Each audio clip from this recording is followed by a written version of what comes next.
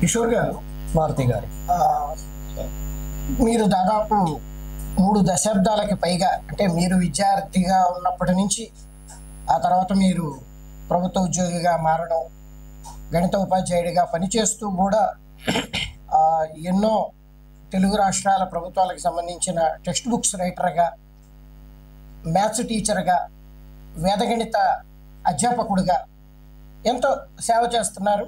ఆ విషయం అసలు మిమ్మల్ని పరిచయం చేయడం చాలా ఆనందంగా ఉంది. ఈ సందర్భంగా ఏదైనా ఒక అద్భుతమైన అంశాన్ని వేదగణితంలో మాకు తెలియజేయగలరా? మారుతి గారు, మీరు అడిగిన ప్రశ్నలోనే అద్భుతం ఉంది. మనం ఎగ్జామ్స్కి ప్రిపేర్ అయ్యేటప్పుడు మన చిన్నప్పుడు పట్టాభిరామ్ గారి క్లాసెస్ వింటూ ఉండేవాళ్ళం. ఆ రోజుల్లో కేంద్రపాలిత ప్రాంతాలని గుర్తుపెట్టుకోవాలి అంటే ఆయన చండీ పాదాల అంట అని ఒక న్యూమోనిక్ చెప్పేవాళ్ళు. చండీ గారు, దాద్రా నగర్ హవేలీ, పాండిచ్చేరి, ఆ ఒక్క లైన్ గుర్తుపెట్టుకుంటే అన్నీ వరుసలో వచ్చేస్తాయి. అట్లా మన వాళ్ళు నోరు తిరగలేనంత పెద్ద పెద్ద సంఖ్యల్ని గుర్తుపెట్టుకుంటానికి ఒక అద్భుతమైన వ్యవస్థని కనుక్కున్నారు. దాన్ని మనం ఎట్లా చెప్పుకోవచ్చు? నేటి కాలంలో కాంపిటేటివ్ ఎగ్జామ్స్లో ఆల్ఫా న్యూమరిక్ కోడ్ ఉంటుంది.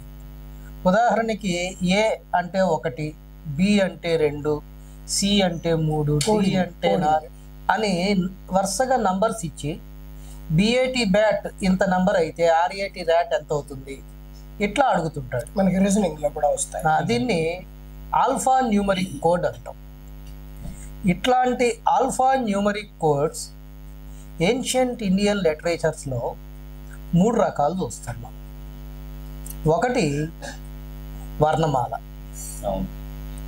2 బ్రాహ్మీ లిపి, ఆర్యభట్ట వాడాడని చెప్తారు, 3 కటపయాది సూత్ర అంటారు. ఈ మూడింటిని మన వాళ్ళు స్పయింగ్కి వాళ్ళ, గూఢచర్యానికి వాళ్ళ, ఒకవేళ ఆ రోజుల్లో కనుక అవసరమైతే గూఢచర్యానికి కూడా వాడేవాళ్ళేమో మనకు తెలియదు. ఇవాళ ఎన్క్రిప్షన్స్ అని, అవన్నీ క్రిప్టాలజీ అని రకరకాలుగా వాడుతున్నాం.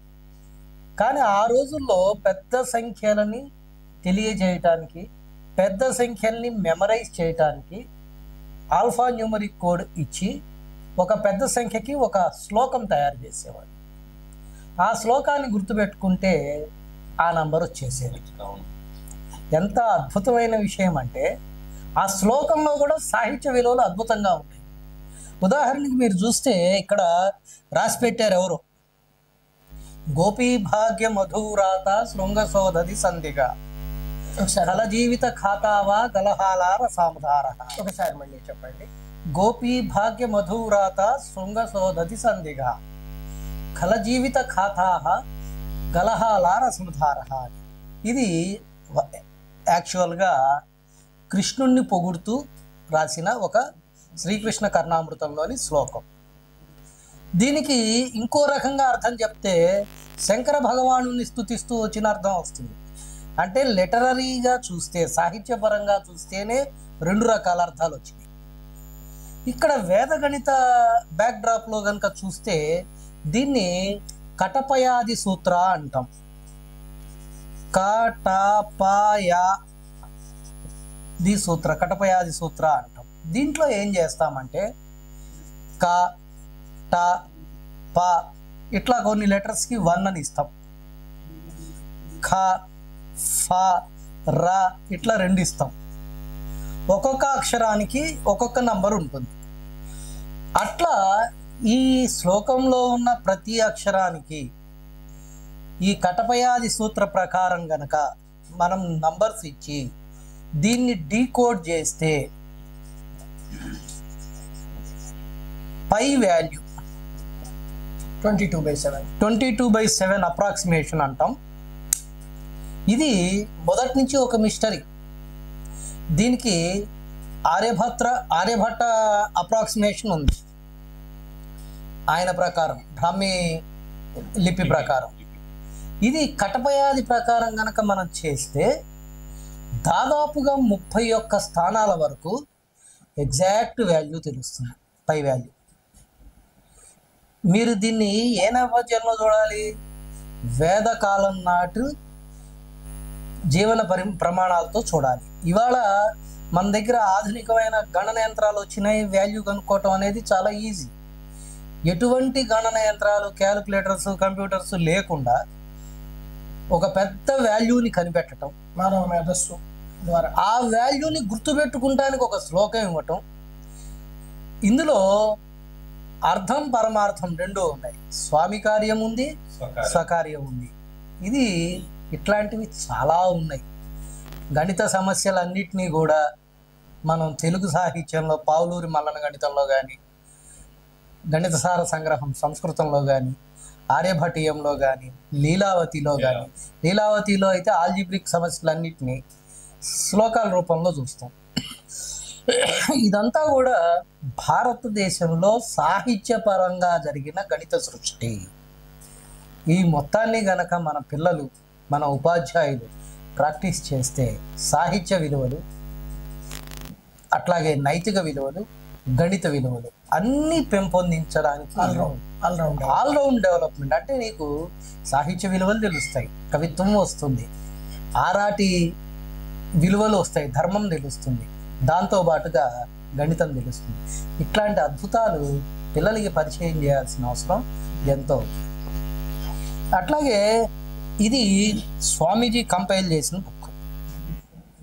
ఇందులో ఫస్ట్ స్వామీజీ ఏం చేశారు, ఒక్కొక్క సూత్రానికి ఒక్కొక్క బుక్ రాశారు. 16 సూత్రాలకి 16 వాల్యూమ్స్ రాశారు. ఈయన అందరిలాగా కాదు, మొట్టమొదటిసారి విదేశీ ప్రయాణం చేసిన శంకరాచార్య వీరు. అంతకు మునుపు శంకరాచార్యుల్లో ఎవరు కూడా విదేశీ ప్రయాణం చేయలే. విదేశీ ప్రయాణం చేసి, మీకు తెలుసో తెలీదో, ఈయనకి 8 పీజీలు ఉండేవి. దాంట్లో మ్యాథమెటిక్స్, జ్యోతిష్యం, జాగ్రఫీ, వేదాంతం ఇవన్నీ ఉండేవి. ఈయన స్వామీజీ అంటే వెళ్ళి ఆధ్యాత్మికత, భారతీయ సంస్కృతి సాంప్రదాయాలు బోధించేవాళ్ళు అనుకోవద్దు మీరు. మోడర్న్ సైన్సు, ఆధునిక భౌతిక శాస్త్రం, వీటి మీద కూడా ఈయన ప్రసంగాలు ఉంటూ ఉండేవి.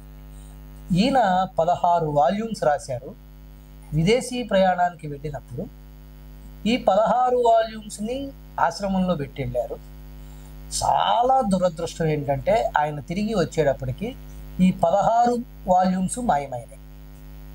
అగ్నికి ఆహుతయ్యాయా, శౌర్యానికి గురయ్యాయా, విదేశీయులు తీసుకెళ్లారా, ఏమీ మనకు తెలియదు. కానీ 16 వాల్యూమ్స్ మాయమైపోయాయి. నిజంగా ఆ 16 వాల్యూమ్స్ ఇవాళ గనక అందుబాటులో ఉండుంటే ప్రపంచం మొత్తానికి భారతదేశ గణితం ఒక తలమానికంగా, ఒక టార్చ్ బేరర్గా ఉంటుంది అని చెప్పడంలో ఎటువంటి అతిశయోక్తి లేదని నేను అనుకుంటున్నాను.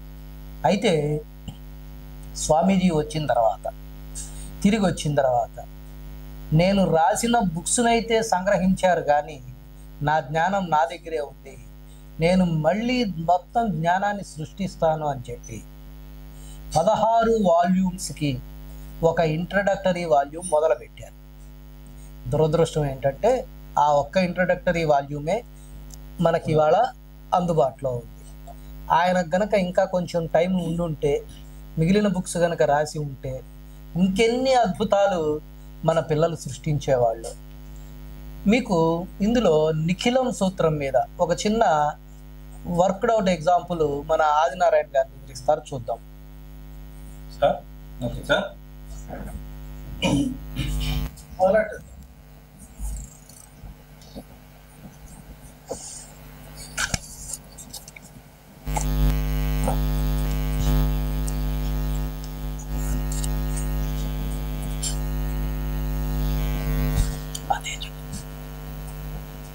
ఆదినారాయణ గారు, సార్ నిఖిలం ఆధారంగా 3 digit 3 into 3 digit into 3 digit okay 3 digits into 3 digit into 3 digit 3 సంఖ్యల నెంబర్లు 3 హెచ్చ వేస్తే వచ్చే లెంత్ ఆన్సరు వేరగణితంలో నిఖిలం ఆధారంగా ఎలా చేయాలో మాకు నేర్పుతారా? నేను ఒక నెంబర్ 992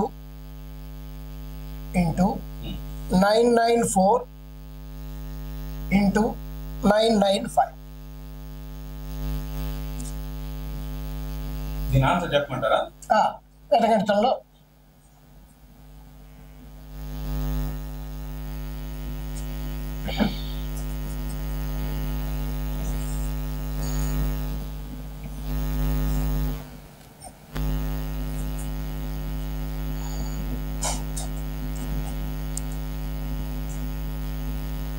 $981,118,240 bar. ఎస్. ఓకే, ఇది ఇంటర్మీడియట్ ఆన్సర్. ఫైనల్ ఆన్సర్ ఏంటంటే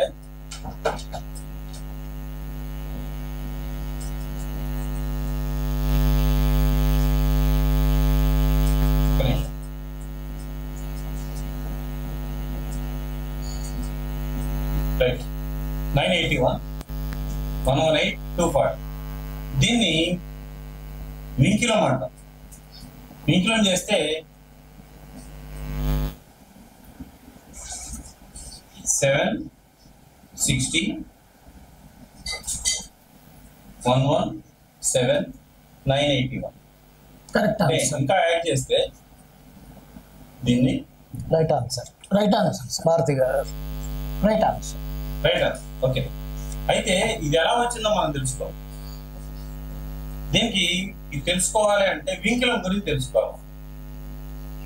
వింకిలం గురించి తెలుసుకోవాలి.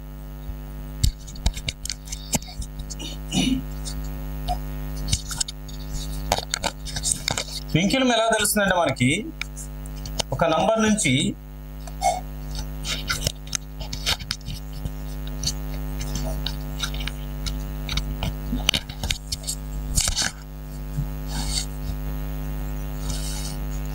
ఫర్ ఎగ్జాంపుల్ 9 ఉంది. 9 ఎలా రాసుకోవచ్చు మనం? 10 - 1 అని రాసుకోవచ్చు. 10 - 1 అని రాసుకోవచ్చు. 8 ఉంది. 8ని ఎలా రాసుకోవచ్చు? 10 - 2 అని రాయొచ్చు. దీన్నే నేను ఎలా రాస్తానంటే 1 వింకిలం అని చెప్తాను. దీని అర్థం ఏంటంటే ఇది నెగిటివ్ నంబర్ అని. ఇది దేంట్లోంచి తీసేయాలని? 10లోంచి తీసేయాలి. 10 - 1 అని.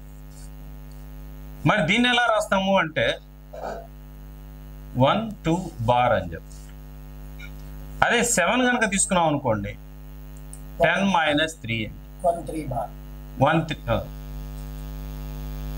1 3 బార్ అని వస్తుంది.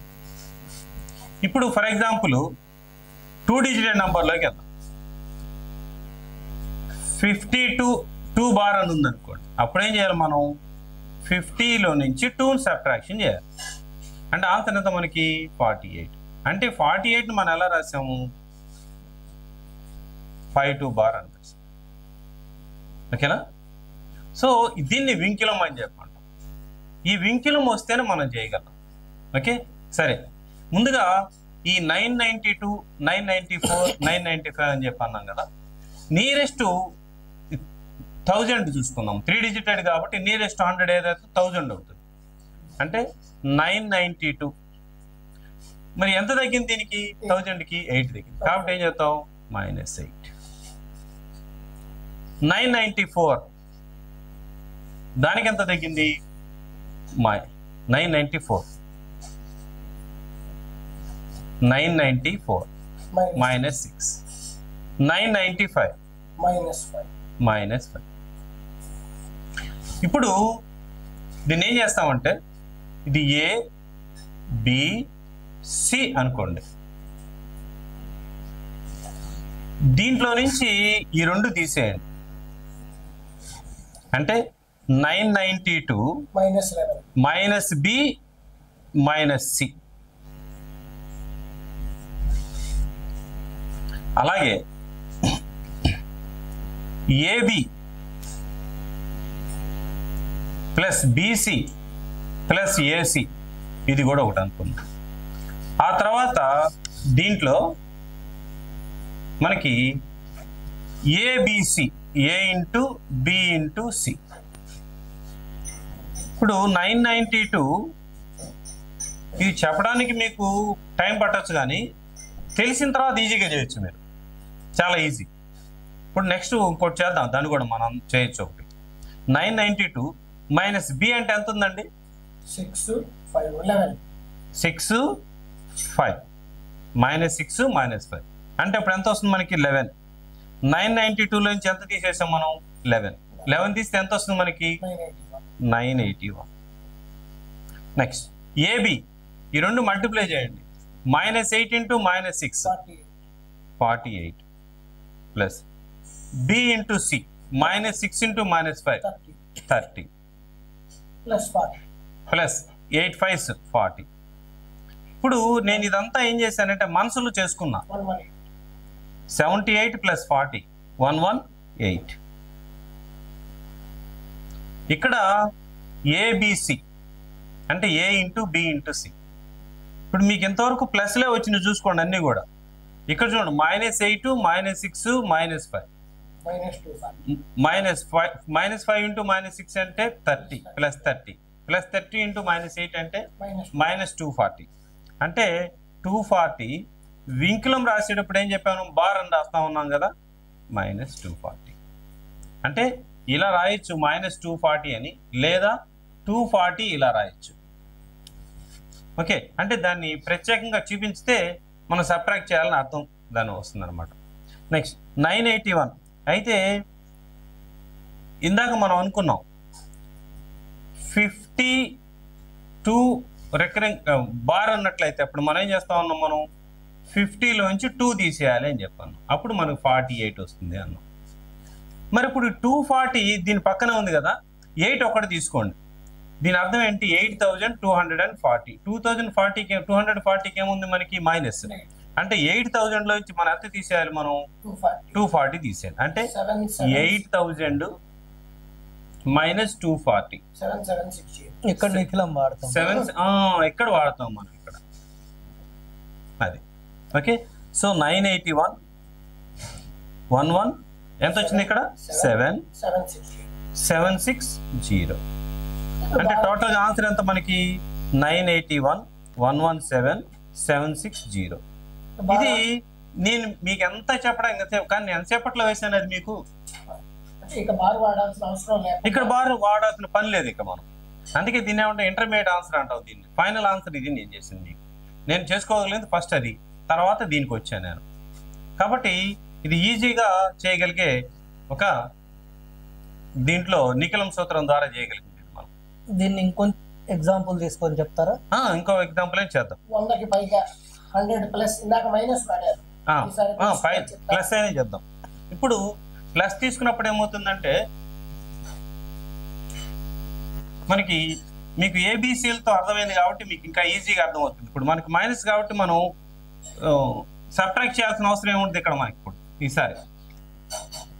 అంటే వింకులము నిఖిలము ఈ ఉపయోగ అవసరం ఉండదు మనకి ఇప్పుడు. నేను ఒక ఎగ్జాంపుల్ చెప్తాను. చెప్పండి సార్. 101 into 104 into 105. ఇందాక మనం ఏమనుకున్నాము? ఆన్సర్ చెప్పాలి. ముందు ఫస్ట్ ఆన్సర్ చెప్పేసాను మీకు. ఓకేనా? ఎక్స్ప్లెయిన్ చేయమంటారా? ఓకే.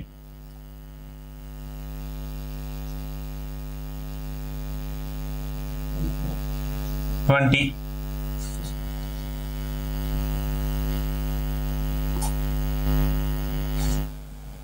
$110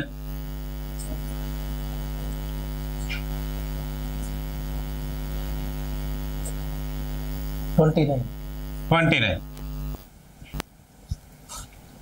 right answer 110,290. ఓకేనా? ఎలా సాధ్యం? ఎలా చూద్దాం ఒకసారి.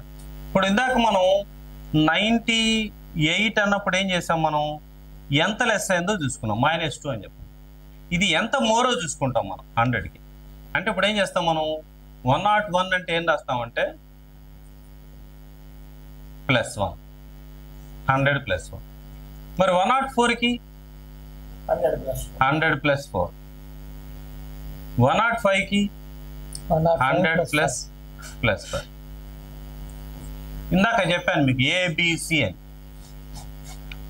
ఆ ఏబిసి తీసుకోండి. ఇప్పుడు ఏదో ఒక కార్నర్ తీసుకోండి, దీనికి దానికి ఎదురుగా ఉన్నది కాకుండా బీసీలని యాడ్ చేయండి. అంటే 101 + 4 + 5. మరి ఇందాక ఏం చేసాం మనం? మైనస్ చేసాం. ఎందుకని? మైనస్ ఉంది కాబట్టి, నెగిటివ్ కాబట్టి. అయిపోయింది, ఇదొకటి. నెక్స్ట్ మధ్యలో ఏమనుకున్నాం మనం? AB plus BC plus CA or AC, తర్వాత ఏబిసి. 101 + 9 110. ఏబి 1 × 4 4. బీసీ 20 + 5. ఏసీ 5.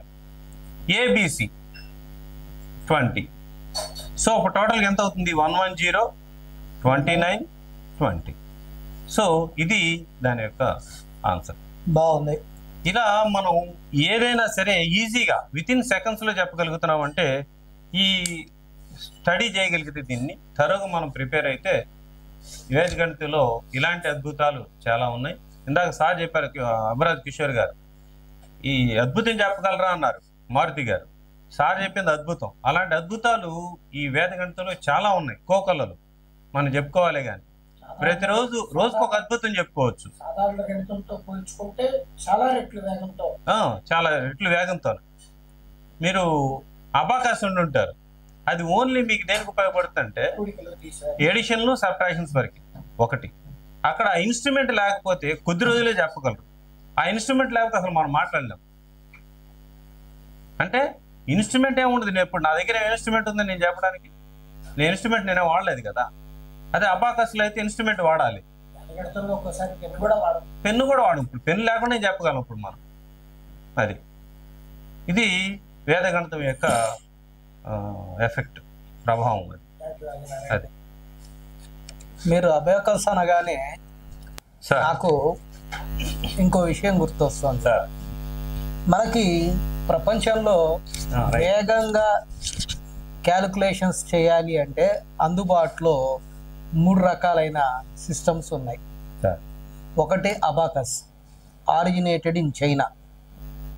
రెండోది ట్రాచెన్బర్గ్ సిస్టమ్. దీనికన్నా ముందుగా సార్ అది ట్రాచెన్బర్గ్ సిస్టమ్. ఇది ఆరిజినేటెడ్ ఇన్ రష్యా. చాలా మంది చెప్తారు రష్యా అని. ఒక రష్యన్ యుద్ధ ఖైదీగా జైల్లో ఉన్నప్పుడు ఆలోచిస్తూ చాలా సూత్రాలని సొంతంగా కనిపెట్టాడు. దీన్ని మనం ఎట్లా అనుకోవచ్చు అంటే, వెస్ట్రన్ కమ్యూనిటీలో మ్యాథమెటిక్స్ డెవలప్ అయితే అట్లాంటి అంశాలన్నిటినీ ఎక్కడో మారుమూల గ్రామం కుంభకోణం దగ్గర పుట్టిన రామానుజం లోని రాసిన ట్రిగ్నామెట్రీలో ఉన్న అన్ని అంశాలని మళ్ళీ తిరిగి కనిపెట్టాడు ఆ బుక్ చదవకుండానే. అట్లా ట్రాచెన్బర్గ్ కనిపెట్టిన అన్ని సూత్రాలు in one way or other they are similar to our Vedic sutra. కాకపోతే వెస్ట్రన్ పీపుల్కి తెలియకపోవటం వల్ల దాన్ని ట్రాచెన్బర్గ్ సిస్టమ్ అని అంటున్నారు. మూడవది వేదిక్ మ్యాథ్స్. ట్రాచెన్బర్గ్ సిస్టంలో ఓన్లీ అథమెటికల్ క్యాలిక్యులేషన్స్ ఉంటాయి. అబాకస్లో ఇన్స్ట్రుమెంట్ బేస్డ్ క్యాలిక్యులేషన్స్ ఉంటాయి. గణితంలో అన్ని మైండ్ క్యాలిక్యులేషన్స్, ఓరల్గా పేపర్ పెన్సిల్ వర్క్ అనేది లేకుండా సూత్రం గుర్తుంటే వయస్సుతో, మతంతో, భాషతో, జెండర్తో సంబంధం లేకుండా ఎవరైనా ఎప్పుడైనా ఎక్కడైనా చేయగలిగేట్టుగా ఉంటుంది. ఈవెన్ ఒక మెజిషియన్ మ్యాజిక్ చేయాలి అంటే ముందుగా ప్రిపేర్ అయ్యి రావాలి, మ్యాజిక్కి సంబంధించిన సరంజామా ఉండాలి. వేదిక్ మ్యాథమెటిక్స్ని చూసిన వాళ్ళంతా ఇది మ్యాజిక్కా మ్యాథ్సా అని అడుగుతుంటారు. తెలియనంత వరకు మ్యాజిక్.